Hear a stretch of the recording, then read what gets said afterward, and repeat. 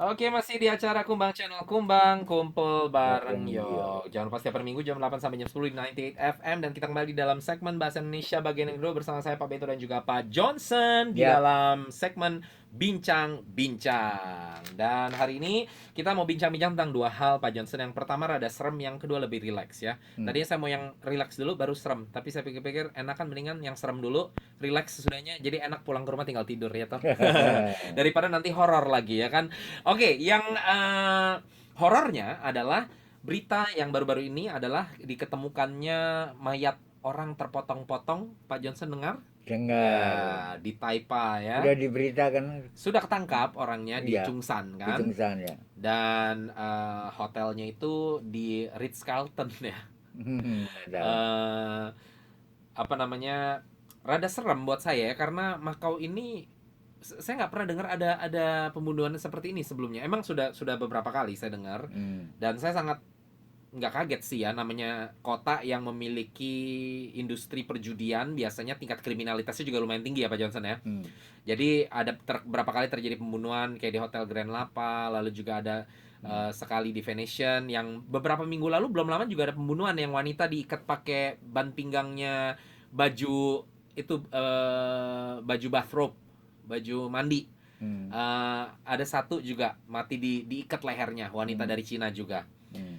Itu baru beberapa minggu lalu. Lalu kemudian kita dikejutkan dalam minggu Hmm. ini ya kematian seorang wanita juga dari Cina ya. Ya, ya, dua-dua di Cina. Ya, yang pelakunya laki-laki juga dari Cina Cina. ya. Hmm. Dan yang wanita ini dipotong-potong jadi beberapa bagian badannya. Hmm. Lalu dibuang di Taipa Hill, dekat Hmm. lagi sama rumah saya Pak Johnson. Hmm.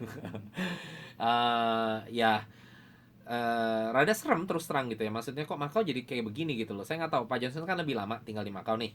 Hmm. Eh, Pernah denger yang serem-serem sampai kayak gitu nggak dulu? Atau mungkin sebelum sebelum tahun 98 mungkin? Pernah dengar. Yang apa itu? Yang paling serem dekat Haksawan itu. Satu orang membunuh delapan orang. Itu Oh, yang keluarganya dijadikan sini. bakpao ya? Ya, ya. Itu benar nggak Pak Johnson? Benar. Bener-bener dagingnya dijadiin bakpao? Ya enggak tahu Itu kalau nggak tahu. ya. Tapi benar memang mereka dia bunuh satu keluarga itu kan? Satu keluarga Dan delapan itu masih orang. saudara juga apa nggak? Eh, Rumit hubungannya. Oh, mungkin kerja kali dia ya di situ ya? Rumit. Gitu. Terus Oh, akhirnya itu apa kasus ini enggak ada enggak ada enggak ada. nggak ketahuan. Nah, Mayatnya juga nggak tahu di mana kan? Mas, semua semua tahu yang pelaku. Yang pelaku itu dia bunuh diri di penjara. Oh, dan dia Jadi belum sempat kasih tahu di mana itu. sebelum sebelum ada dapat hukuman, Ya, yang pelaku itu bunuh diri itu di tahun berapa Pak Johnson? tahun 80-an. Tahun 80-an. Jadi itu saya ingat karena eh, kasus itu dibikin film di Hong Kong Oh, kan. iya, iya, Ya. iya. Jadi saya nonton filmnya dan Nah, saya saat itu ada di Indonesia dan mami saya emang ceritain bahwa ini terjadi di Makau tahun iya, 80-an dia bilang.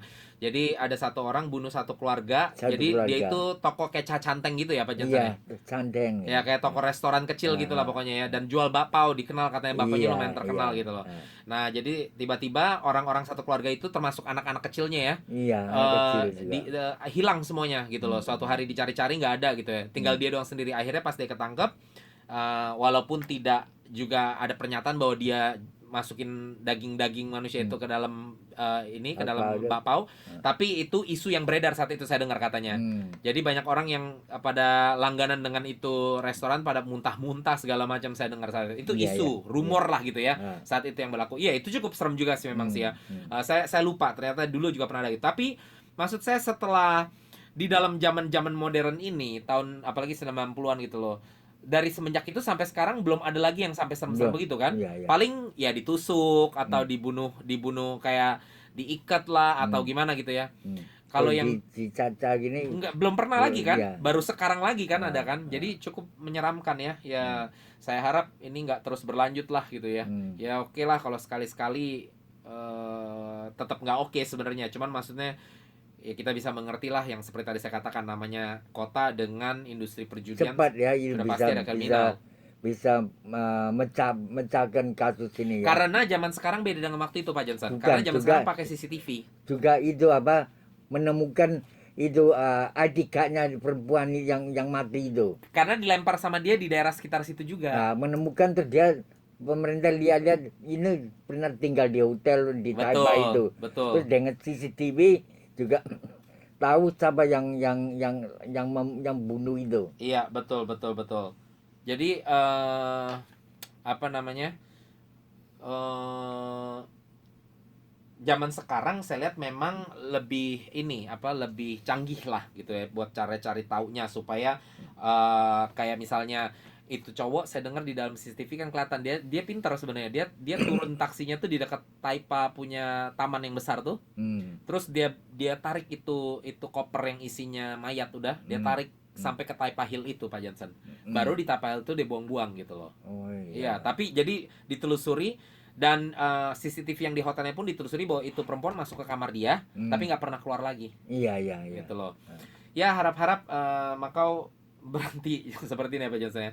Oke, yang lebih rileks sedikit sebelum kita tutup acara malam hari ini adalah tentang health declaration kita yang kita harus bikin di telepon tuh kalau mau masuk kemana-mana harus kasih lihat Pak Johnson, ya kan? Nah kemarin tuh katanya saya dengar kan dikomplain sama orang-orang tua di Makau.